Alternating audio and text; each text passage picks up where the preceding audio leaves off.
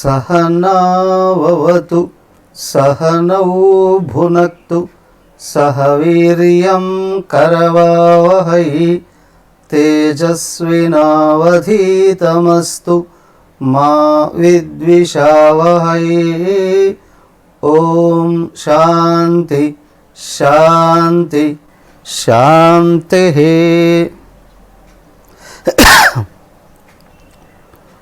ओम सर्ववेदांत सिद्धांत गोचरं तमगोचरं गोविंदं परमानंदं सद्गुरुं प्रणतोस्म्यहम्। हरि ओम।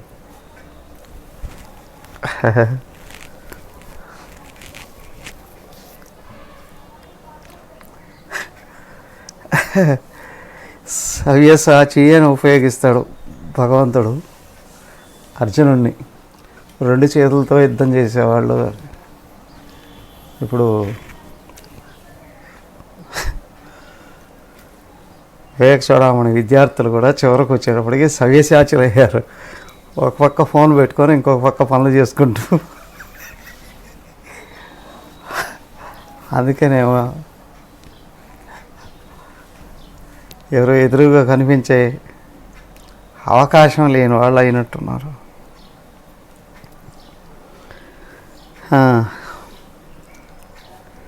వివేక చూడమని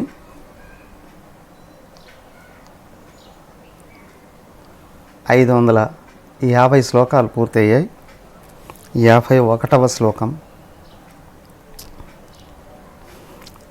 50వ శ్లోకంలో జీవన్ భక్తుడు కుబుసం వదిలిన పాములాగా దేహంతో సంబంధం కలిగి ఉంటాడు. అంటే ఉంటుందనా ఉండదనా? దేహంతో సంబంధం ఉండదు. ఆయన పరమాత్మయే అయ్యాడు. అయితే ప్రపంచం మీద ఉన్న ఆసక్తి, అర్థకామాల మీద ఉన్న ఆసక్తి ఏదైతే ఉందో అదే లోపల కోరికల్ని తయారు చేస్తుంది. ఆ కోరికలు ఏవైతే ఉన్నాయో మనస్సుగా తయారవుతాయి. ఆ మనస్సే ఏం చేస్తుంది? మాయల మారిది దేహానికి ఆత్మకు ముడి పెడుతుంది. ఆత్మను మర్చిపోయేటట్టు చేసి నువ్వు దేహమే అనేటట్టు చేస్తుంది.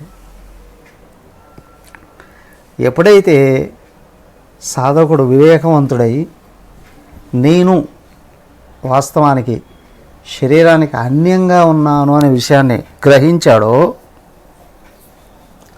ప్రపంచం మీద తాదాత్మ్యాన్ని తగ్గిస్తూ ఈ నేను అయిన పరమాత్మ మీద అవగాహన పెంచుకోగలిగితే, తాదాత్మ్యం సపరేట్గా రావాల్సిన అవసరమే లేదు.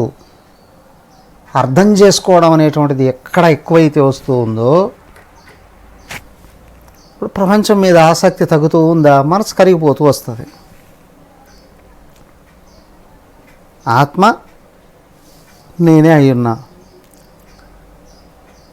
ఆత్మ శాశ్వతమయ్యింది, సో నేను శాశ్వతంగా ఉన్నా. ఆత్మ జ్ఞానస్వరూపం, నేను జ్ఞానమే స్వరూపంగా కలిగిన వాడిని. ఆత్మ సుఖస్వరూపం, సో నేను సదా సుఖస్వరూపుణ్ణి అనే విషయం అర్థం చేసుకోవడం పెరిగే కొద్దీ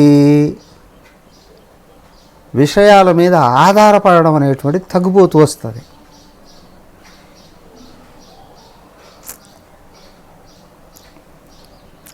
ఈ అర్థం చేసుకోవడం పెంచడం కొరకే శ్రవణ మనన నిధిధ్యాసలో చెప్పారు. ఇవి వదిలిపెట్టకుండా ప్రపంచం నుండి ఎన్ని రకాల ఆయన ఆకర్షణలు వచ్చినా, వికర్షణలు వచ్చినా, ద్వేషాలు వచ్చినా, ఈర్ష్యలు ఏం వచ్చినప్పటికి కూడా శ్రవణ మనన నిధిధ్యాసలను కానీ వదిలిపెట్టకుండా పట్టుకున్నాడో వ్యక్తి క్రమంగా దేహం నుండి విడిపడుతూ వస్తాడు. అదే కుబుసాన్ని వదిలివేయడం. దేహం దాని ప్రారంభంతో వచ్చింది. కళ్ళెదిరిసి ప్రపంచాన్ని చూస్తూ ఉంటేనే ఈ దేహం కూడా కనిపిస్తుంది. కామ్గా ఏకాంతంగా కూర్చున్నావా, దేహం కూడా కనిపించదు. ఓకే, కనిపిస్తే కనిపించింది, దీని ప్రారంభం ప్రకారం అది నడుస్తూ ఉంటుంది. ఆ కుబుసం గాలికి కదులుతూ ఉన్నట్టే ఇది ప్రాణం అనే గాలికి కదులుతుంది, కానీ దీని ప్రారంభం ఉన్నంత వరకే కదులుతుంది. బట్ నేను సదా ముక్తుడిని.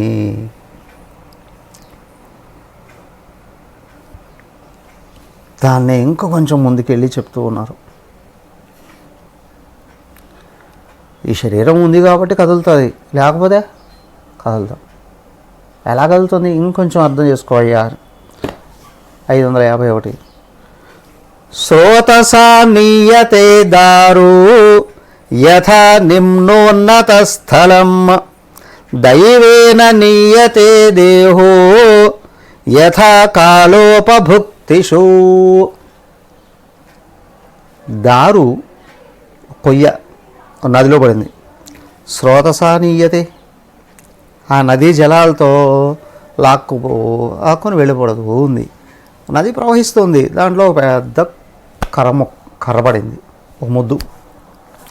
నీళ్ళతో నీళ్ళు ఎడిపోతుంటే అది కొట్టుకుపోతుంది. నిమ్న ఉన్నత స్థలం, అలా సైడ్కి వెళ్తుంది, అలా ముందుకు వెళ్తుంది, అలా పైకి వెళ్తుంది, పక్క వెళ్తుంది, వెళుతూనే ఉంటుంది. ఇటు నీళ్లు ప్రవాహం ఇటువైపుకు ఉంటే అటువైపుకి కర్ర కొట్టుకుపోతూ ఉంటుంది. తదా అలాగే దేహ, ఈ దేహం ఉంది, దైవేన నీయతే, దైవం చేత లాక్కొని వెళ్ళబడుతుంది. ఏ దైవం అండి? ఇక్కడ దైవం అంటే పరమాత్మ అని అనుకోకండి. దైవేన అంటే ప్రారబ్ధం ఉంది, ఇది దేని నుండి అయితే పుట్టిందో ఆ ప్రారబ్ధం ఉంది, ఆ ప్రారబ్ధం చేత లాక్కొని వెళ్ళబడుతూ ఉంటుంది.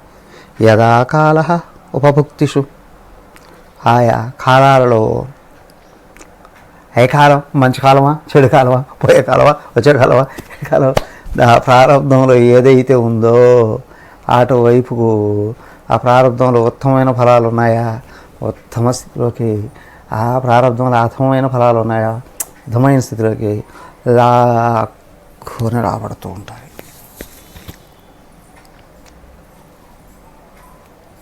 కొట్టుకుపోతూ ఉంటుంది. ఎక్కడో ఒక చోట నది కూడా ఏం చేస్తుంది, కర్రను ఎత్తి వేగంగా తీసి బయటపడేస్తుంది గట్టు మీద, అక్కడ ఆగిపోతుందని. అలాగే కాలంలో ప్రారబ్ధ చేత దేహం కూడా నడపబడుతూ ఎక్కడో చోట అటుపై విసిరి పారేస్తుంది, అయిపోయింది, పంచిపోతాలో కలిసిపోతుంది. బట్ ఆయన చూస్తుంటాడు, అంతే చూస్తుంటాడు అంతే. కానీ ఆ శరీరం ఉన్నంత వరకు అక్కడ సాక్షాత్ లోపల పరమాత్మయే ఉన్నాడు. అందుకే ఆ శరీరం ఎక్కడున్నా చుట్టుపక్కల ప్రదేశం అంతా కూడా గంధపు చెక్క ఎక్కడున్నా సుగంధ పరిమళాలని అందిస్తుంది. అలాగే ఈ దేహం ఎక్కడున్నా చుట్టూ ఉన్న వాళ్ళకి శాంతి సౌఖ్యాలను అందిస్తుంది. చూడండి, ప్రారబ్ధ కర్మ పరికల్పిత వాసనాభిః సంసారవచ్చరతి భుక్తిషు ముక్తదేహ సిద్ధస్వయం వసతి సాక్షివదత్ర తూష్ణీం చక్రస్య మూలమివ కల్ప వికల్ప శూన్యః. అయా ప్రారబ్ధ కర్మ పరికల్పిత వాసనాభిః సంసారి వచ్చరతి భుక్తిషు ముక్తదేహ.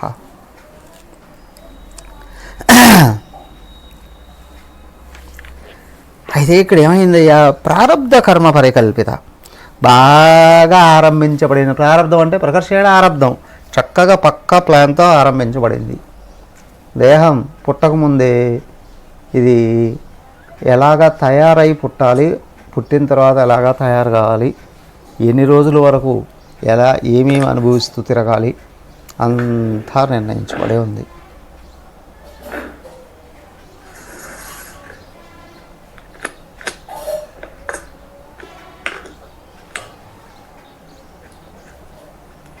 ముందే నిర్ణయించబడి ఉంది. ఆ ప్రకారం అది తిరుగుతూ ఉంటుంది. ప్రారబ్ధ పరికల్పిత వాసనాభి. పూర్వం ప్రారబ్ధంలో ఉన్నటువంటి వాసనలు కర్మఫలాలు వాటితో ఏర్పడింది, అలాగా తిరుగుతూ ఉంది. సంసారీవత్వ శరతి భుక్తిషు ముక్తదేహ. ఆ లోపల ఉన్నాడే ఆయన, దీంతో తాదాత్మ్యం పోయింది. కానీ ఈ దేహం ప్రారబ్ధంతో తిరుగుతూ ఉంటే, కానీ ఆ లోపల ఉన్నటువంటి ముక్తదేహుడు ఆయన కూడా మనలాగే పడుకుంటున్నాడు, నిద్రపోతున్నాడు, తింటున్నాడు, తిరుగుతున్నాడు అని అనిపిస్తూ ఉంటుంది చూసేవాళ్ళకి. కానీ అది నిజం కాదు. ఆయన కదలడం, ఆయన లేయడం, ఆయన పడుకోవడం, ఆయన తిరగడం, ఆయన చేయడం ఇదంతా నిజం కాదు. ఎందుకు అంటే దేహం తిరుగుతుందంతే. మరి అందరం కూడా అట్టే తిరుగుతున్నాము అని అనుకుంటాం. కానీ దేహానికి వెంట ఆసక్తి ఉంటుంది అజ్ఞానికి. ఆసక్తి ఉంటుంది. ఇది కావాలి, ఇది వద్దు, ఇది చేయాలి, ఇది చేయకూడదు, అవునా, ఇది మంచిది, ఇది మంచిది కాదు, ఇది ఇష్టం, అదే ఇష్టం. ఈ ద్వంద్వాలతో కూడినటువంటి సంకల్పాలన్నీ వెనకలు ఉంటాయి. కానీ మహానుభావుడికి, ముక్తదేవుడికి ఈ సంకల్పాలు ఏమీ ఉండవు. ప్రారంధము దాని వాసనలు ఉన్నాయి కదా. ఇప్పుడు వాసనలని ఎందుకన్నారంటే ఆయనకు కూడా వాసనలు ఉన్నాయా అంటే, దేహం ఉన్నంత వరకు దాన్ని అంటుపెట్టుకొని దాని గుణాలు ఉంటాయి అక్కడ. కానీ ఈయన గుణాలకు అతీతుడైపోయాడు. మరి అది చిన్నప్పటి నుండి ఏ విధంగా అయితే క్రమశిక్షణతో పెంచబడిందో, తయారయిందో అవే దీన్ని నడిపిస్తాయి.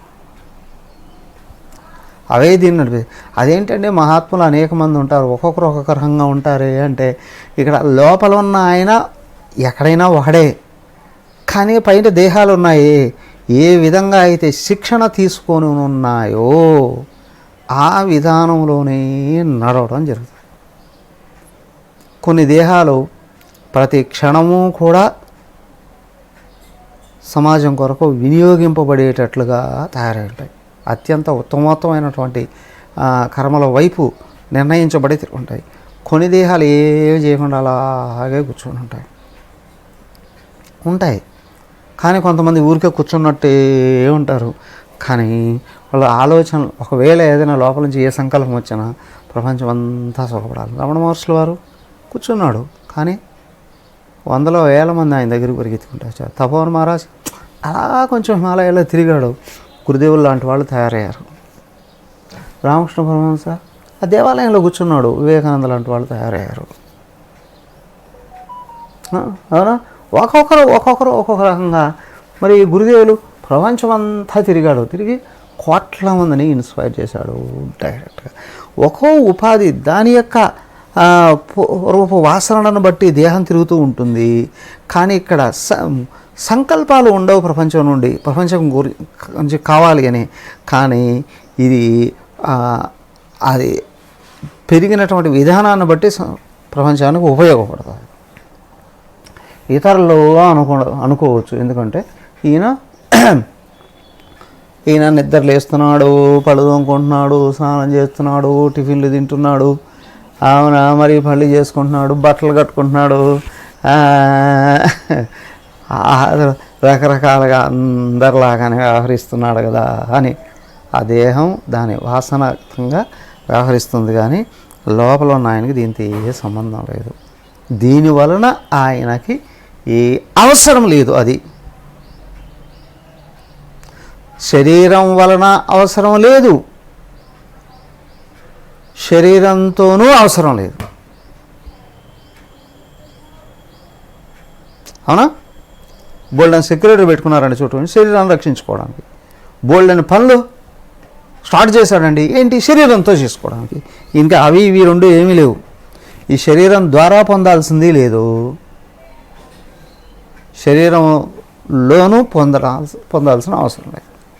కొంతమంది ఏం చేస్తారు, నిద్ర లేచినప్పటి నుంచి ఎందుకయ్యా అంటే బోల్డెన్ భోగాలు అనుభవించాలండి, అందుకే కష్టపడుతున్నాం, అందుకే సంపాదించుకుంటున్నాం, అందుకే. కొంతమంది ఈ శరీరం ఉంటేనే కదా ఇన్ని రకాల కర్మలు చేయడానికి అని. ఎన్ని రకాలుగా కోరికలు. శరీరం వలన బయట అవసరం లేదు, శరీరం లోపల ఈయనకు అవసరం లేదు. ఈ శరీరానికి సుఖాలు ఇవ్వాల్సిన అవసరం లేదు, శరీరంతో భోగాలు అనుభవించాల్సిన అవసరం ఏం లేదు. అయితే ఇక్కడ ఏంటి అంటే మహానుభావులు సన్యాసి అయితే ఒక రకంగా కనిపిస్తారు, సంసారం అయినప్పుడు జనక మహారాజు మొదలైనటువంటి వాడు. మరి ఆయనకు కూడా భార్యలు ఉన్నారు కదా అండి, ఆయన కూడా భోగాలు అనుభవించాడు కదా అండి, ఆయన కూడా పిల్లలతో ఉన్నాడు కదా అండి, ఆయన కూడా పిల్లల కొరకు పాటలు పడ్డాడు కదా అండి అని అనొచ్చు. అవునా? అక్కడే చెప్పింది, యోగరతో వా భోగరతో వా సంగరతో వా సంగవిహీన యస్య బ్రహ్మణి రమతే చిత్తం నందతి నందతి నందతీవ. ఎవరి చిత్తం పరబ్రహ్మేంద్ర రమిస్తుందో వాళ్ళు ఎప్పుడూ ఆనంద స్వరూపులే. అవునా? కానీ ఈ దేహంతో ఇతరులకు ఒక్కొక్కరికి ఒక్కొక్క రకమైనటువంటి అవసరాలు ఉండొచ్చు. ఆ అవసరాలలో సన్యాసి ఒక రకంగా వ్యవహరిస్తాడు, గృహస్థు ఒక రకంగా వ్యవహరిస్తాడు. ఆ దేహాలే సన్యాసి దేహాలు, వాటి ధర్మాలను బట్టి అవి వ్యవహరిస్తూ ఉంటాయి. కానీ లోపల ఉన్న ఆయన సదా ముక్తుడే, స్వయం సిద్ధ. ఆయన ఎప్పుడో అన్నిటినీ దాటేశాడు. సాక్షివత్ అత్ర తూష్ణీం వసతి. సాక్షి, ఇద్దరు కొట్టుకుంటున్నారు, మూడో వాడు చూస్తున్నాడు. సాక్షి, కొట్టేవాడితోనూ సంబంధం లేదు, కొట్టబడేవాడితోనూ సంబంధం లేదు. సాక్షి. అలాగే ఈ ప్రపంచంతోనూ అవసరం లేదు, ఈ దేహంతోనూ అవసరం లేదు. ఈ దేహం ప్రపంచంలో రకరకాలుగా వ్యవహరిస్తూ ఉంది, ఈయనకి ఈ రెండిటితో అవసరం లేదు. సాక్షవత్ అత్ర తూష్ణీయం వసతి. సాక్షిలాగా ఈ రెండిట్లో వ్యవహరిస్తాం. ఇంకా ఎలా అండి? చక్రస్య మూలమివ కల్ప వికల్ప శూన్య. చక్రం, కుమ్మరి కొండలు మొదలైనటువంటివన్నీ తయారు చేస్తూ ఉంటాడు కదా. ఆ చక్రం తిరుగుతూ ఉంటే దాని మీద మట్టి పెట్టి రకరకాలుగా వస్తువులని తయారు చేస్తాడు. చక్రం తిరుగుతూ ఉంటుంది, దాని మీద చిన్న చిన్న ప్రమిదల దగ్గర నుండి పెద్ద పెద్ద కొండల వరకు, తోట్ల వరకు కూడా అన్నీ తయారవుతుంటాయి. బట్ ఆ చక్రం తిరగడానికి మధ్యలో యాక్సిల్ ఉంటుంది, ఇరుసు అని. అదేం చేస్తుంది? స్థిరంగా ఉంటుంది. అవునా? నేను దేహం అనుకుంటే ఈ చక్రం లాగా తిరగాలి. నిద్ర లేచినప్పుడు చచ్చిపోతున్నాడు, నా వల్ల కావడం లేదండి ఈ సంవత్సరం. ఏది నువ్వు చక్రం అని అనుకుంటే, హాయ్ నేను యాక్సిల్ అనుకుంటే తిరిగి వస్తుంది సావని అండి దాని ప్రారంభం ఈ దేహం. నేను మహారాజులాగా చూస్తున్నానండి. ఆత్మజ్ఞానం ఉంటే ఇలాగా ఉంటుంది. తెలిసిందా ఆత్మజ్ఞానం యొక్క ప్రాధాన్యత? అదండి. చక్రస్య మూలమివ కల్ప వికల్ప శూన్య. ఇంకా జైంట్ వీల్లో కూర్చున్నటువంటి వాళ్ళు, ఆ బాక్సుల్లో కూర్చున్న వాళ్ళు కొందరు భయపడవచ్చు, అవునా? కొందరు ఎగిరి గంతులు వేస్తూ ఉండొచ్చు.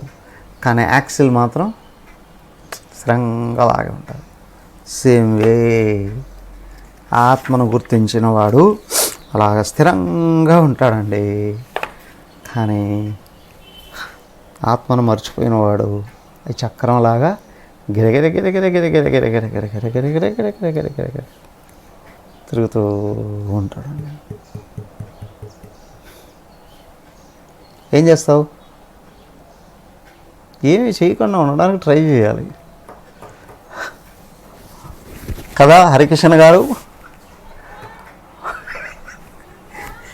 ఏమీ చేయకుండా ఉండడానికి ట్రై చేస్తే ఆత్మ లభిస్తుందండి. విషయం అది. పరుగులు పరుగులు పరుగులు నిద్ర లేచినప్పుడు అది చేయాలి, ఇది చేయాలి, అది చేయాలి. దానికే మన వాళ్ళు చూడండి, అయ్యా ప్రపంచ చరిత్రలు అన్నీ తెలిస్తే, ప్రపంచ సంస్కృతులు అన్నీ తెలిస్తే అప్పుడు హిందూ మతం యొక్క, హిందూ సంస్కృతి యొక్క వైభవం తెలుస్తుంది. అవునా? మనిషి ఎప్పుడు ఒకే విధంగా బతకాల్సిన అవసరం లేదండి. దానికి జీవితాన్ని 4 అవస్థలుగా విభజించి పారేస్తారు. 4 ఆశ్రమాలు: బ్రహ్మచర్యం, గార్హస్థం, వానప్రస్థం, సన్యాసం. ఎక్కడుంది? ఏ సంస్కృతిలో ఉంది ఇది? చెప్పండి, ఏ సంస్కృతిలో ఉంది? నిద్ర లేచినప్పటి నుంచి పగలంతా పాపాలు చేయండి, రాత్రి అయితే ఆయనకు అప్పచెప్పండి పోతాయి అన్నాడు తప్పితే అది కాదు జీవితం. నువ్వు చేసింది నీకు వస్తుంది, జాగ్రత్త. నీ జీవితాన్ని నువ్వు మలచుకో. కదా బ్రహ్మచర్యం, విద్యాభ్యాసం కొరకు, గృహస్థం. నీ ఇష్టం అనుభవిస్తే అనుభవించవయ్యా అర్థకామాలని. ఇక ధర్మం తప్పకో, అప్పుడు నీకు తెలుస్తుంది ఏమని. అర్థకామాలు అనేటివి అవసరాలే కానీ సుఖాలకు ఇచ్చేటువంటివి కాదు అని నీకు అర్థమైందా? వెళ్ళిపో వానప్రస్థానికి. మనవాడు ముఖం చూసిన తర్వాత ఇంట్లోనే ఉండొద్దండి, అంటుకోకు. ఎందుకంటే దేహ అవసరాలు తీర్చుకుంటా హాయిగా శ్రవణ మనన నిధిధ్యాసనలో ఉంచు. నీకు తెలుస్తుంది ఏంటంటే ఊరికే ఉండడంలో ఉన్నంత ఆనందం. అది ఊరికే ఉంటే ప్రపంచం ఎట్లా నడుస్తుందండి? నడవకపోతే పోనివయ్యా, ఎవడు అవసరమో వాడు నడుచుకుంటాడు, అంతేనా? ప్రపంచం ఏంటి? మనుషులే కదా, కదా, అవునా కదా? నడిచే ఏ చక్రం అయినా 24 గంటలు నడుస్తుందా? నడవదు. రోజులో ఒక సమయంలో తీసుకోవాల్సింది. మనిషి సుఖం కోసం ప్రపంచం, అవునా? మనిషి సంపూర్ణ సుఖం పొందాలి అని అనుకుంటే పరుగుల్ని దాటేయాలి. బలవంతంగా పరుగులను ఆపడం కాదు. నువ్వెవరో నేను గుర్తిస్తే దానంతటి ఇదే ఆగిపోతుంది. నీలో ఉన్న కోరికలే ఈ పరుగులకి ఫ్యూల్. నీ కోరికలు, అర్థకామాల మీద కోరికలు తగ్గుతున్నాయా, ఫ్యూల్ ఎగ్జాస్ట్ అయిపోతూ వస్తుంది. శరీరం ప్రారంధం నడిపిస్తుంది, అవునా? నువ్వు మొదటి 2 అవస్థలలో చక్కగా ధర్మబద్ధంగా నడుచుకున్నావు అంటే 3వ అవస్థలోకి వెళ్ళేటప్పటికి అన్నీ నీకు సమకూరతాయి, అవునా? వానప్రస్థంలోకి వెళ్ళేటప్పటికి నీ అవసరాలు చక్కగా సమకూరతాయి. సన్యాసంలోకి వెళ్ళావా, డోంట్ కేర్, దేహం ఉంటే ఏంటి పోతే ఏంటి, నాకైతే అవసరం లేదండి దేహం, నేను సదా ఆనంద స్వరూపుణ్ణి. నైవేంద్రియాణి విషయేషు నియుక్త ఏషః నైవాపయుంక్తే ఉపదర్శన లక్షణస్థః నైవ క్రియాఫలమపీషదపేక్షతే సః స్వానంద సాంద్ర రసపాన సుమత్త చిత్తః. అయ్యా ఇదిగా విషయం ఏంటి తెలుసా?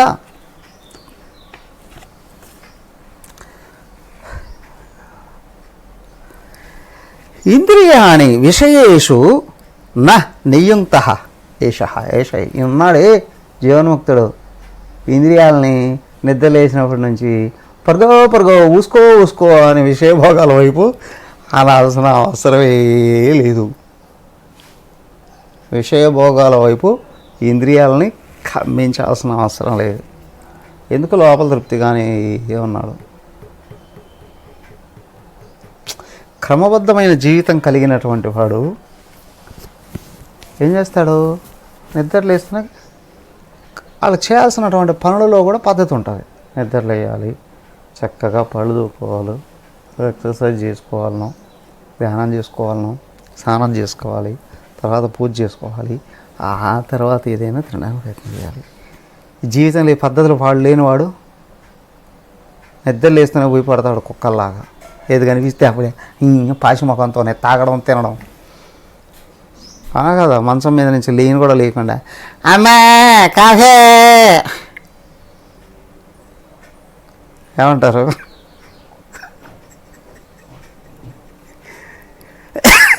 నిద్రలేస్తూనే పద్ధతున్నాడు, నేను పూజ అయ్యేంతవరకు కాఫీ లేదు, టీ లేదు, అలా కదా. లేకపోతే అరే టీలు తాగడం ఏంటి, కాఫీలు తాగడం ఏంటి, అరే స్నానం చేయకుండానే తినేటి ఏంటి, ఏమిటి అంటే లోపల కోరిక లేకుండా కనిపించిందంతా అయ్యా ఆ కుక్కలాగా నవలాలి అని అనిపిస్తుంది. ఏమంటారా జీవితాన్ని? అస్పృహ లేదండి వాళ్ళలో, కారణం ఏంటి? క్రమశిక్షణలో లేవండి. ఎందుకని? జీవితం ప్రాధాన్యత తెలియదండి. నా ఏవ ఉపయుక్తే ఉపదర్శన లక్షణస్య.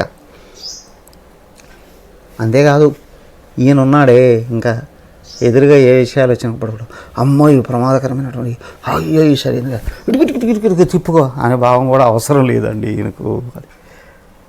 సాధకుడైన వాడు జాగ్రత్త పడాల్సిందే. వివేకచూడంలో చివరిగా చెప్తున్నాడు ఆయన జీవన్ముక్త లక్షణాలు ఇవన్నీ కూడా. జీవన్ముక్తుడైనటువంటి వాడు విషయాలలోకి ఇంద్రియాలని తొయ్యడు. విషయాల నుంచి ఇంద్రియాలని లాక్కోడు. ఎందుకంటే వాడికి తెలుసు అది లోపల వాసనలు లేవుగా, పరిగెత్తాయా. చక్కగా పద్ధతి ప్రకారం కొన్ని సంవత్సరాల పాటు స్కూల్ లెవెల్ మొత్తం పక్క పద్ధతులతో పిల్లల్ని నడిపితే కాలేజీకి వెళ్ళేటప్పటికీ వాళ్ళు దారి తప్పుతారా? తప్పరు. ఇక్కడ నియమాలు ఉంటే. ఇక నియమాలు లేకపోతే వాళ్ళు ఇష్టం వచ్చినట్టు వెళ్తారు. ఎందుకు? ఇంద్రియాలు లాగేస్తాయండి. ఈ ఇంద్రియాలు వాడు మొఖం వాడు ఏమో లాగేస్తాయి. వెనకల వాసనలు ఉంటేనే వాటి వెంట పడిపోతాయి. ఇంద్రియాలు లాగేస్తాయా వాసనలు లేకపోతే? అవునా? వ్యక్తి పడుకొని నిద్రపోతున్నాడు, అప్సరసలు అందరూ గుంపుగా వచ్చి డ్యాన్స్ చేసినా అసలు బాడీలో ఒక పార్ట్ అన్న కదులుతుందా? కదులుతుంది. ఏం కదా, ఏ ఇంద్రియాలు కదా, నిద్రపోతున్నాడు. ఎందుకు? ఇంద్రియాలు అన్నీ ఉన్నాయిగా. ఏం కదలో లోపల వాసన లేకపోతే ఆ వాసనల్ని కరిగించేసి దాటేశాడు ఆయన. అందుకే ఈ ఇంద్రియాల వైపు పరుగులు అవసరం లేదు. ఇంద్రియాల వైపు నుండి విషయాల వైపుకు పరుగులు అవసరం లేదు. ఇంద్రియాలతో విషయాల నుండి ఇంద్రియాలని బలవంతంగా లాగాల్సిన అవసరం లేదు. నయేవ క్రియాఫలం అపి ఈషత్ అపేక్షతే సహా. అంతేకాదు,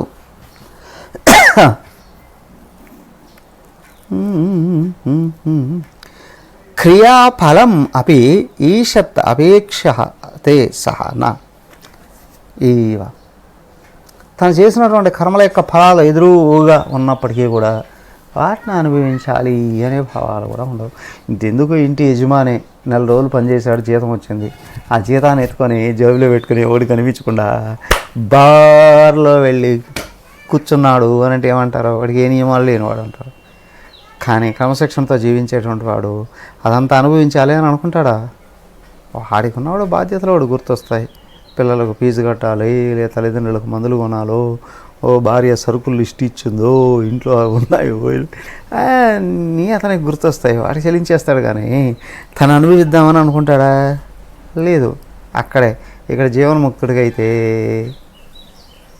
అస్సలు లేదు. ఇది నేను కష్టపడి సంపాదించి పెట్టా, నేనే కాలు మీద కాలు వేసుకుని అనుభవిస్తూ కూర్చుంటా. నో. వదిలేస్తాడా అండి? నో.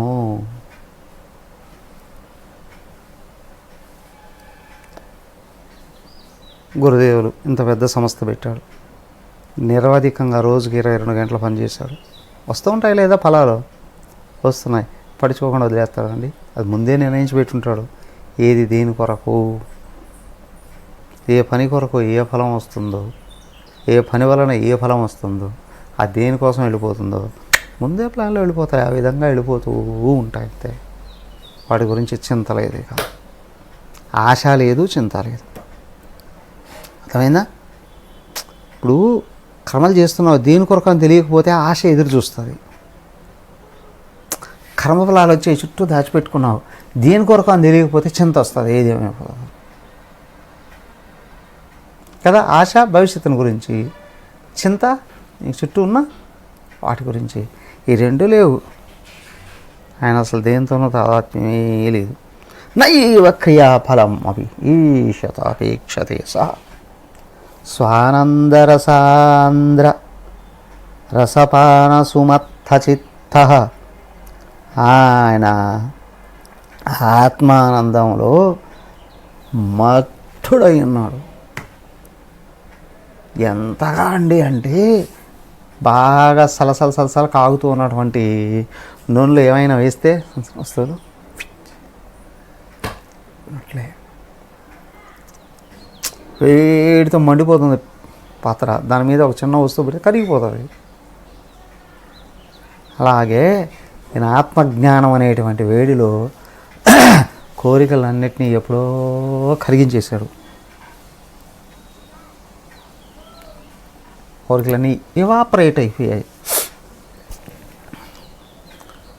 వేడిగా ఉన్న పాత్రలో అట్లా కొంచెం నీళ్లు పోస్తే సొయ్యి అంటుంది, తర్వాత చూస్తే ఒక డ్రాప్ వాటర్ కూడా ఉండదు.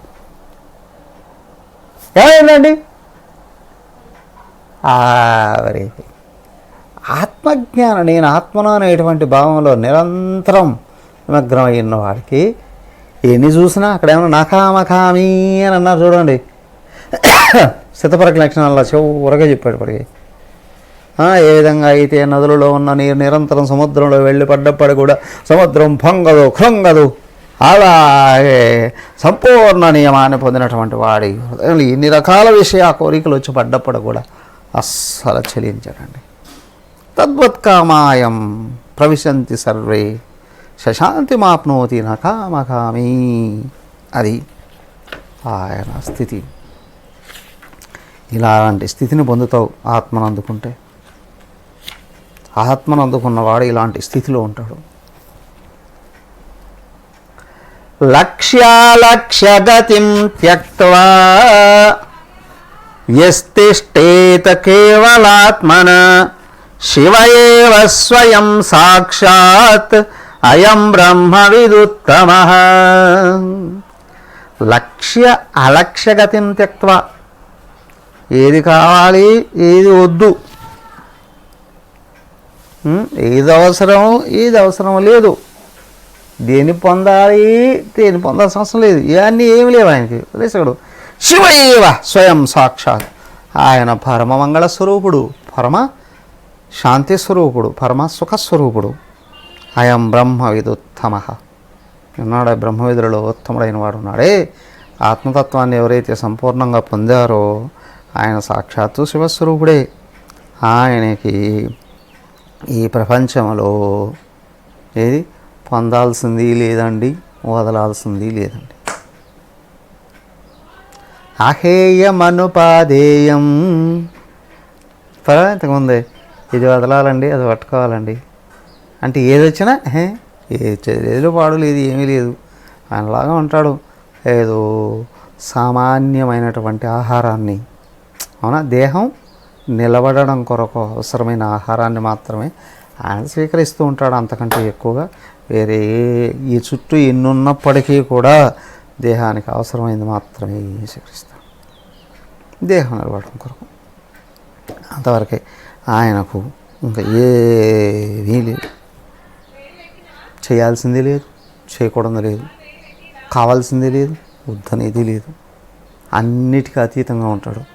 మరి శరీరం తన ప్రారంధాన్ని అనుభవిస్తూ ఉంటుంది అంతే.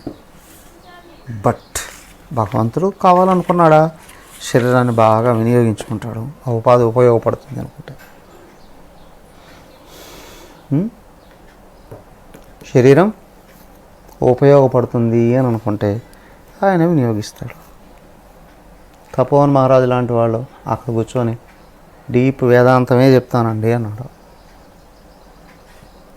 అవునా, ఇంకేమని లేదు, వేదాంతం మాత్రం రోజుకో గంట వేదాంతం చెప్తుంది, దట్స్ ఆల్. ఇంకేంటి ఏం అవసరం లేదయా. చిన్నమయానంద లాంటి వాడు తయారయ్యాడు, చిన్నమయానంద లాంటి వాడు తయారయ్యాడు. గురుదేవులు వెళ్ళి ప్రపంచంలో వందల వేల లక్షల మందికి బోధించాడు.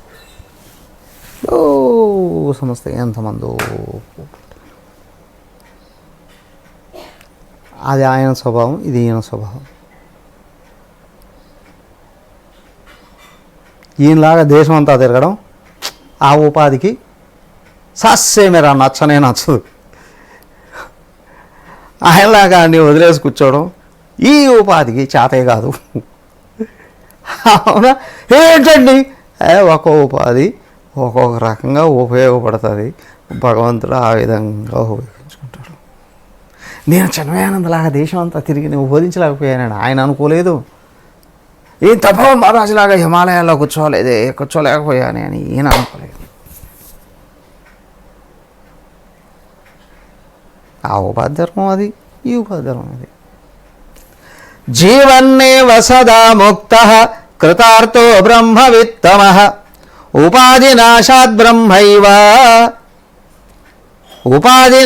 బ్రహ్మైవ సన్ బ్రహ్మాప్యేతి నిర్ద్వయం. ఇది కొత్త ఛందస్సు. జీవన్నేవ సదాముక్త జీవన్నేవ, అన్నిటినీ దాటేసినటువంటి ఆయన ఎప్పుడు ముక్తుడుగానే జీవిస్తాడు. కృతార్థు బ్రహ్మవిత్తమ, బ్రహ్మవిధుడైనటువంటి వాడు ఉన్నాడు. బ్రహ్మవిధుడు ఉత్తముడైనటువంటి వాడు. జీవితంలో ఇంకా ఏది చేయాల్సింది కానీ కావాల్సింది కానీ లేదు ఆయనకి. ఎందుకంటే కృతార్థ, అన్నిటినీ దాటేశాడు. కృతకృత్యుడయ్యాడండి. జనరల్గా అంటాం 10వ తరగతిలో మా అబ్బాయి కృతకృత్యుడయ్యాడండి. మరి ఎందుకు ఆ దిగులు? ఇంటర్మీడియట్లో మంచి కాలేజీలో సీట్ రాలేదండి. అవునా? ఇంటర్మీడియట్లో మా అబ్బాయి ఫస్ట్ ర్యాంక్ సంపాదించాడండి. మరి ఎందుకు ఎడుతున్నావు? మంచి కాలేజీలో బీటెక్ సీట్ రాలేదండి. కాదా? ఒక దాంట్లో కృతకృత్యుడు అయితే ఇంకొక దాంట్లో ఎదురు చూస్తారు. కానీ జీవన్ముక్తుడు ఉన్నాడే, అసలు జీవితం నుండి బ్రహ్మాండం నుండి కృతకృత్యుడైపోయాడు.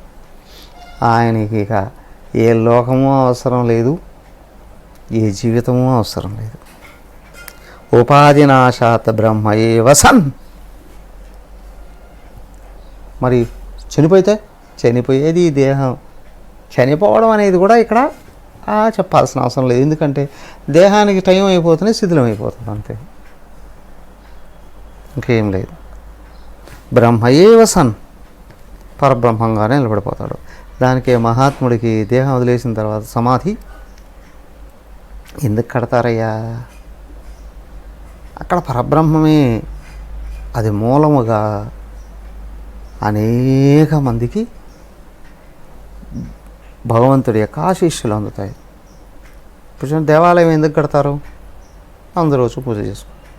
మరి దేవుడే స్వయంగా వెలిస్తే అది ఇంకా పవర్ఫుల్ అండి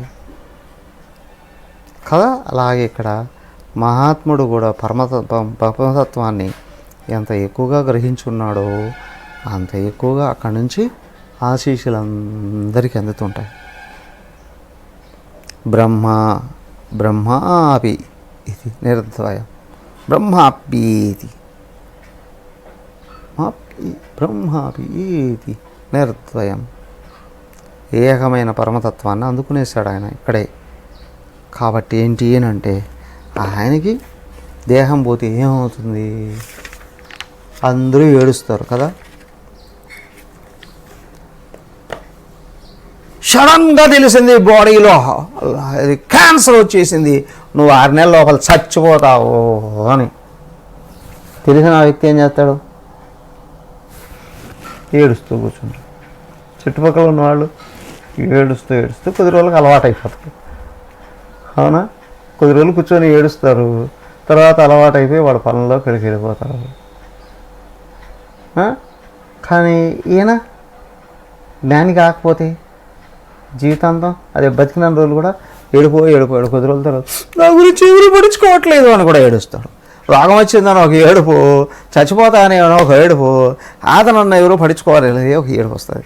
జ్ఞానం ఉంటే దేహం వచ్చింది అయ్యా, ఏదో ఒక రోజు ఇది పోవడానికి ముందే నిర్ణయించుకొని వచ్చింది, కారణాలు ఏమైనా సరే ఆ రోజుకి ఇది వదిలేస్తుంది. కానీ నేను పరమాత్మను గుర్తుంచుకొని ఉంటే, అవునా, కనీసం నెక్స్ట్ ఉత్తమ జన్మ కలుగుతుంది అని సాధకుడు అనుకుంటాడు. ఆత్మజ్ఞాని ఆనందంగా చిందులేస్తాడు. అమ్మయ్య, ఈ అడ్డు తొలగిపోతుందిలే అని. అవునా? ఇది ఒక్కడ పోయిందిరా అంటే ఏ బాధ లేదండి, ఇంకా ఇది ఉన్నంత వరకే అన్నీ బాధ. అవునా కదా? శరీరం ఉన్నంత వరకే బాధ. శరీరం పోయిందా ఏ బాధ లేదేమో. అంటే అది పోవడం కోసమే అని ఆలోచన చేస్తున్నాడని అది కూడా లేదు. పోతుందని చింత లేదు, ఉండాలని కోరిక లేదు.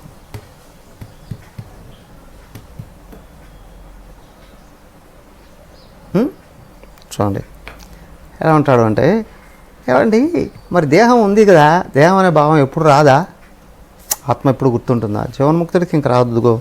శైలూషో వేష సద్భావాత్ సారీ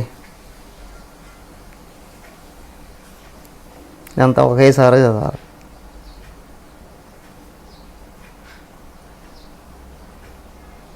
శైలూషో వేష సద్భావ భావయోశ్చ యదా పుమాన్ తథైవ బ్రహ్మ విశ్రేష్ట సదా బ్రహ్మైవ నాపరః. శైలూష, శైలూష అంటే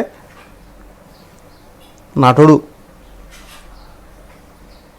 వేష సద్భావ భావ అభావయోశ్చ వేష సద్భావ అభావయోశ్చ.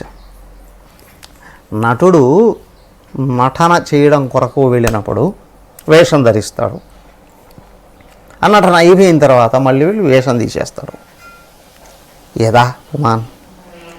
అయితే ఆ వేషం వేసుకో ఉండేటప్పుడు ఆ వేషానికి సంబంధించినటువంటి ప్రవర్తనే ఉండాలి అక్కడ. అవునా? దేహ కదలికలు, మాటలు, ముఖ కదలికలు, అవునా, చుట్టూ వ్యవహారం, సంబంధాలు అన్నీ ఆ వేషానికి సంబంధించిన వాటివి. అవునా కాదా? ఓకే అండి. అసలు అతను ఎవరో మర్చిపోతాడా? మర్చిపోతాడా? మర్చిపోడు. గుర్తుంచుకుంటూ ఉంటాడు. అమ్మో నేను మర్చిపోతానేమో, నేను ఆ డయాస్ మీదకి వెళ్ళేటప్పటికి అడ్రస్ చేస్తాను, నన్నే నేను మర్చిపోతానేమో, మళ్ళీ ఇటుపోతాను. అదేదో ఈగ ఇల్లు అలుగుతూ పేరు మర్చిపోయింది అన్నట్టుగా. ఇదేమన్నా మర్చిపోతాడా? భావ అభావయోశ్చ. వేషం ఉన్నా వేషం లేకపోయినా తనెవరో తను ఎప్పుడో గుర్తుంటాడు. సేమ్ వే మహాత్ముడు కూడా తెలుసు ఇది ఒక వేషము అని. అర్థమైందా? దేహం ఒక వేషం. తల్లి గర్భంలోకి వెళ్ళి ఒక వేషం వేసుకుని బయటకు వచ్చాడు. వేషం ఉన్నంత వరకు తనతను మర్చిపోతాడా అండి? ఒంటరిగా కూర్చోన్నప్పుడు ఓకే కానివ్వండి, జనాల్లోకి వెళ్ళినప్పుడు మర్చిపోతా. నౌ తథా ఏవ బ్రహ్మవిత్ శ్రేష్ఠ. శ్రేష్ఠుడైనటువంటి బ్రహ్మవిధుడు ఉన్నాడే, తథా ఏవ సదా బ్రహ్మైవ నా అపరః. ఎప్పుడో ఆయన గుర్తుపెట్టుకుంటాడు నేను పరబ్రహ్మ స్వరూపాన్ని. దేహం కనిపించవచ్చు, దేహం ఒక్కొక్కరికి ఒక్కొక్క రకంగా అనిపించవచ్చు. దేహం ఒక్కొక్కరు ఒక్కొక్క రకంగా అనిపించవచ్చు. గురుదేవుడు చూడండి, ఆయన దగ్గరికి వచ్చి ఒక్కొక్కరు ఒక్కొక్క రకంగా భావించేటువంటి వాళ్ళు. గురుదేవులకి నేనంటే ఇష్టం, గురుదేవులకి నేనంటే ఇష్టం, గురుదేవులకి నేనంటే ఇష్టం. అందరూ అట్టే అంటారు, నీ అంటే నీ ఇష్టం. కొంతమంది అనొచ్చు నేనంటే ఇష్టం ఏం లేదు. ఎవరు ఏ విధంగా భావిస్తూ ఉంటే ఆ విధంగా గర్విస్తూ. అవునా? అలాగచ్చు, నిందించవచ్చు, అవునా, ఆనందించవచ్చు, పొగడచ్చు. ఈయన అందరిలో ఉన్న ఆత్మ దేనికి తమ్మడు. ఈయనకు తెలుసు ఏమని, అందరిలో ఉన్న ఆత్మని.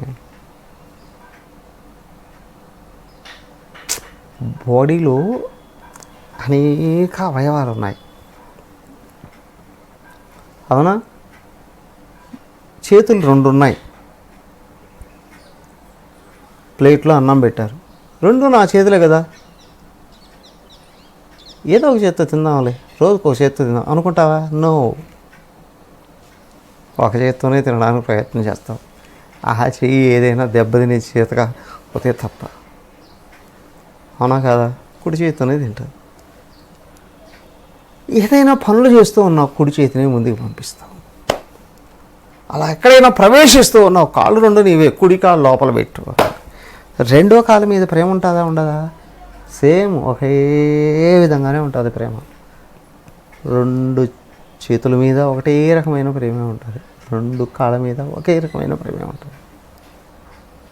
ఒక కాళ్ళ మీద విధంగా, ఒక్కో కాలు మీద ఒక విధంగా ఉండదు. ఎవరు ఆత్మభావంలో ఉన్నారో సర్వజీవరాశుల మీద ఒకే విధంగానే ఉంటుంది. కానీ వీళ్ళని ఎవరు ఎంత ఎక్కువగా అర్థం చేసుకుంటున్నారో అంత వినియోగింపజేసుకుంటారు. అది గురుదేవుల్ని ఎవరు ఎంత ఎక్కువ అర్థం చేసుకున్నారో ఆయనలో ఉన్న జ్ఞానాన్ని, ఆయన శక్తిని, ఆయన అనుగ్రహాన్ని అంత ఎక్కువగా పొందుతారు. అంతేగా, ఎవరు? భగవంతుడే అందరిలో ఉన్నాడు. ఆత్మ అయినా మహాత్ముడైనా అందరూ పరమాత్మయే లోపలే ఉన్నాడు. నీకు ఎంత ఎక్కువ అక్కడ ఆసక్తి ఏర్పడుతుందో అంత జ్ఞానం, అంత ప్రేమ, అంత శక్తి, అంత అనుగ్రహాన్ని ఆస్వాదిస్తూ ఉన్నావు. భగవంతుడు ఎవరిని అనుగ్రహిస్తాడు? ఎవరు కావాలనుకున్నా అనుగ్రహిస్తాడు. ఆయనకు పక్షపాతం ఉంటుందా? అందరిలో ఆయనే ఉండేటప్పుడు ఒక పక్షపాతం ఏంటయ్యా? నిజంగా పక్షపాతం అనేది ఉంటే ఆయన అందరిలో ఎట్లాగా ప్రవేశిస్తాడు? అవకాశమే లేదు. సో కాబట్టి జీవన్ముక్తుడు కూడా ఏంటి అంటే అందరినీ ఒకటిగానే చూసుకుంటాడు. ఇతరులు నాతో ఎలా ఉన్నారు లేదా ఇతరుల యొక్క స్వభావాలను బట్టి నేను వ్యవహరించడం కాదు. ఈరోజు ఉదయం లేస్తూనే 4:30కు లేచి భగవద్గీత ముందు ఉంటే అట్లాగా పుస్తకం పెట్టి అట్లా దాంట్లో ఏమొచ్చింది తెలుసా శ్లోకం? సుహృన్మిత్రార్యుదాసేన మధ్యస్థద్వేష్య బంధుషు సాధుస్వపి చ పాపేషు సమబుద్ధిర్విశిష్యతే. అయ్యా, ఈ భూమి మీద 8 రకాలుగా ఉంటారు మానవులు. సుహృతు, మిత్ర, ఆర్రి, ఉదాసీన, మధ్యస్థ, ద్వేష్య, బంధుషు, సాధుషు, పాపేషు. 8 రకాలు. వాళ్ళందరినీ కూడా ఒక్కటేగానే భావిస్తాడండి మహాత్ముడు. ఎందుకు? ఆయన ఆత్మ అయి ఉన్నాడు కాబట్టి. ఒక్కొక్కరితో ఒక్కొక్క రకంగా వ్యవహరిస్తే రాగద్వేషాలు ఉన్నట్టేగా. అయితే ఒక్కొక్కరు ఒక్కొక్క రకంగా స్వీకరించవచ్చు వాళ్ళ స్వభావాలను బట్టి. అది వాళ్ళ కర్మ, అవునా? అది వాళ్ళ కర్మ. ఒక్కొక్కడు ఒక్కొక్క రకంగా వ్యవహరించవచ్చు. కానీ జ్ఞాని అందరితో ఒకటేగానే వ్యవహరిస్తాడు, ప్రేమతోనే వ్యవహరిస్తాడు. కారణం అది ఆయన స్వభావం కాబట్టి.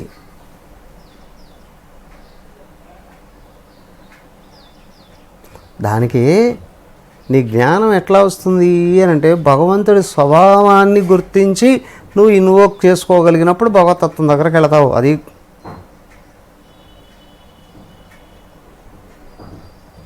అర్థమైందా? భగవంతుడి స్వభావం ఆయన్ను ద్వేషించే వాళ్ళను కూడా, ఆయన లేడు అని ప్రచారం చేసే వాళ్ళకు కూడా శక్తులు ఇస్తున్నాడా లేడా? నాస్తికులకి శక్తిని ఇచ్చేది ఎవరు? ఆస్తికులను అనుగ్రహించేది ఎవరు? అవునా కాదా? ఉన్నవాడు ఒకడే భగవంతుడే. దేవుడు లేడు అంటూ దేవాలయాలన్నిటిని పడగొట్టి మా మతం గొప్ప, నీ మతం గొప్ప అని దుర్మార్గంగా, నికృష్టంగా, నీచంగా వ్యవహరించే వాళ్ళల్లో కూడా కూర్చొని ఉన్నది ఆయనే.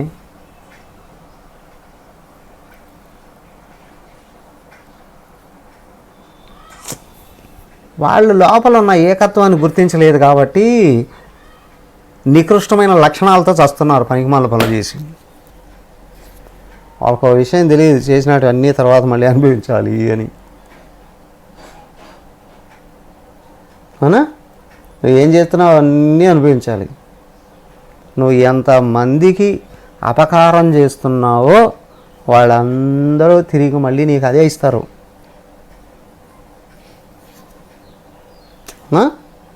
అదే ఇస్తారు.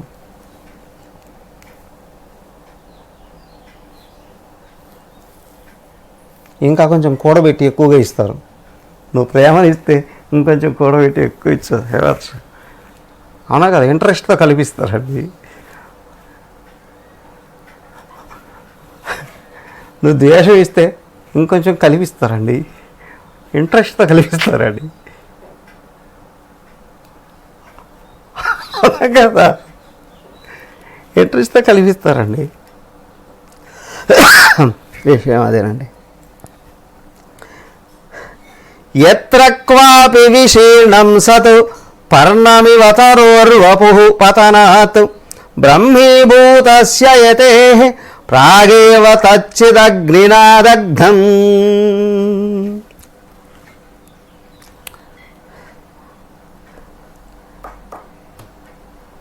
ఎత్ర క్వా అపి విశీర్ణం సత్ పర్ణమివతరోర్వపుః పతనాత్ బ్రహ్మీభూతస్య ఇది బ్రహ్మజ్ఞాని అయిన ఉన్న ఇతు ఉన్నాడే, ఏం చేస్తున్నాడు రా అంటే, తరోహో చెట్టు ఉంది, క్వాపి విశీర్ణం సత్ పర్ణమివ, ఆకులు రాలిపోతూ ఉంటాయి. పెద్ద వృక్షం అండి, ఆకులు రాలిపోతూ ఉంటాయి. ఎక్కడ పడతాయి? ఎక్కడెక్కడెక్కడెక్కడెక్కడో పడతాయి. విశీర్ణం పర్ణం సత్ ఎత్ర క్వాపి పతనాత్. ఎండిపోయిన ఆకులు, అదే పండాయిన ఆకులు ఎక్కడెక్కడెక్కడెక్కడో పడుతూ ఉంటాయి. రోడ్లో పడచ్చు, పక్కన ఏదో కాలువ పోతుంటుంది, నీళ్ళలో పడచ్చు, అట్లా గాలికి కొట్టుకుపోయి ఎక్కడో కొండ మీద పడచ్చు, మురికి కాలువలో పడచ్చు, ఎక్కడైనా పడచ్చు. అది చూస్తూ ఉంటుంది వాడి వైపు, అమ్మో ఎక్కడ పడుతుంది ఎక్కడ పడుతుంది ఎక్కడ పడుతుంది ఆకు అని. అవునా, మంచి నీళ్ళలో హీ అనుకోవడం, రోడ్లో పడితే ఈ తొక్కేస్తుంది, ఏదైనా వెహికల్ వచ్చేసింది, మురికి కాలు పడితే హీ అనుకోవడం, కొండ మీద పడితే హాహా అనుకోవడం. దాని నుండి ఊడిపోయి నాకు ఎక్కడ పడినా అసలు దాని వైపు చూడనే చూడదు. అయితే ఉన్నాడే, వాపోహో ఈ దేహం ఉంది, అది కూడా అంతే. విశీర్ణం వపుః యత్ర క్వాపి పతనాత్. జీర్ణమైపోయిన శరీరం ఎక్కడైనా పడనీయండి, ఏ ప్రాగేవ తచ్చిదగ్నినా దగ్ధం. ప్రాగేవ ముందే ఆయన స్వభావం ఉంది, చిదగ్నినా దగ్ధం. ఆ లోపల ఈ దేహం నేననే భావం ఆత్మజ్ఞానంలో కాలిపోయింది. అవునా, దేహాత్మభావం ఆత్మజ్ఞానంలో కాలిపోయింది. అసలు దేహం ఉన్నప్పుడు ఏ పడుచుకోవట్లేదు, ఈ దేహం పోయేటప్పుడు పడుచుకుంటాడా? కొంతమంది చేస్తారు, చనిపోయే ముందే మంచి సమాధి మందిరాలు కట్టించుకుంటూ ఉంటారు. అది చూడండి, తపోవన మహారాజు ఎంత గొప్ప మహానుభావుడు. ఆయన రాసేశాడట లెటర్, నా దేహ అవశేషాలు కూడా ఎక్కడ కనిపించకూడదు అనేసాడు. అర్థమైందా?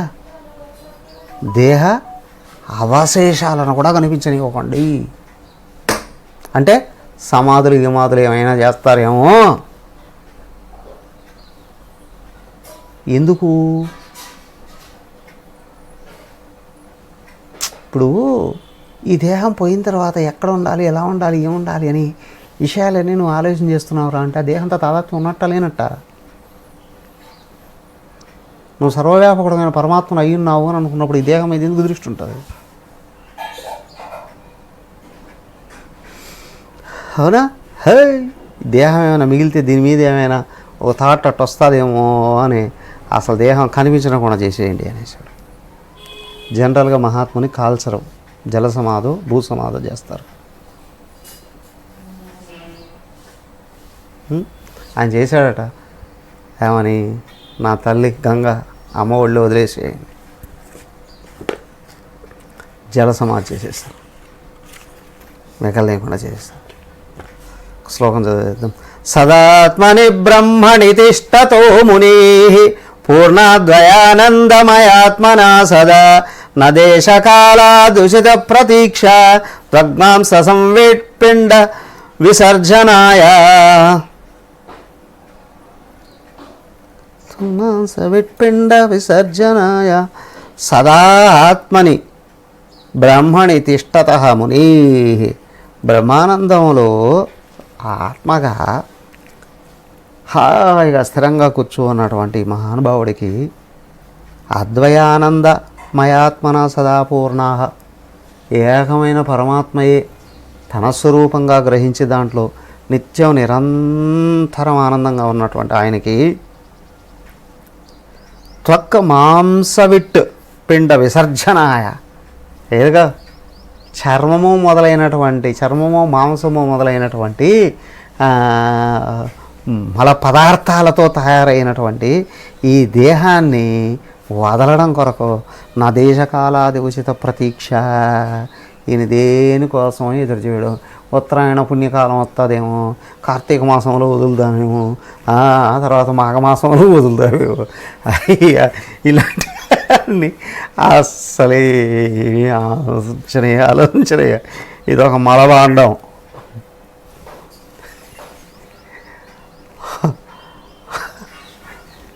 ఎప్పుడు వదులుతాడు, ఎక్కడ వదులుతాడు? అది భారం అన్నప్పుడు, అది దానికి సమయం వచ్చినప్పుడు అది వదిలేసి వెళ్ళిపోతుంది. అది పలానా రోజు వదలాలేని కానీ పలానా రోజు మహాత్ములు ముందే చెప్తారంటే ఆ రోజు దీనికి టైం అయిపోయింది అని చెప్తారు. ఆ రోజు నేను వదులుతానని చెప్పరు. మహాత్ములు కూడా సూచన ఇస్తారు, ఏమని, దీనికి అయిపోయింది పలానా రోజుకి. కారు ఎక్కి నడుపుతున్నామండి, కారులో ఫ్యూల్ ఉంది, చూసుకుంటావు కదా ఎన్ని కిలోమీటర్లు వస్తా తెలియదా నడిపేవాడికి? తెలుస్తా తెలీదా? కొంచెం అట ఇట ఖచ్చితంగా చెప్పేస్తాడు కదా, ఇన్ని లీటర్లు ఉందండి, ఇంతవరకు వస్తుందండి. జనరల్గా కంట్రోల్లో ఉన్న కారు అయితే ఎన్ని కిలోమీటర్లు వస్తుందో ఖచ్చితంగా చెప్పేస్తాడు. అలాగే మహాత్ముడు కూడా తెలుస్తుంది ఎన్ని రోజుల వరకు ఉంటుంది అనేటువంటి విషయం. ఆ టైంలో ఊడిపోతుంది అంతే. దీన్ని ఎప్పుడు వదలాలి, ఎంతవరకు పట్టుకోవాలి అనేది కూడా అస్సలు ఆయన ఆలోచనే చేయడండి. ఎస్, ఆ విధంగా నడుస్తుంది. ఓకే, హరి ఓం. ఓం సర్వే భవంతు సుఖినః, సర్వే సంతు నిరామయాః, సర్వే భద్రాణి పశ్యంతు, మా కశ్చిత్ దుఃఖభాగ్ భవేత్. ఓం శాంతి శాంతి శాంతి. హరి ఓం. శ్రీ గురుభ్యో నమః. హరి ఓం.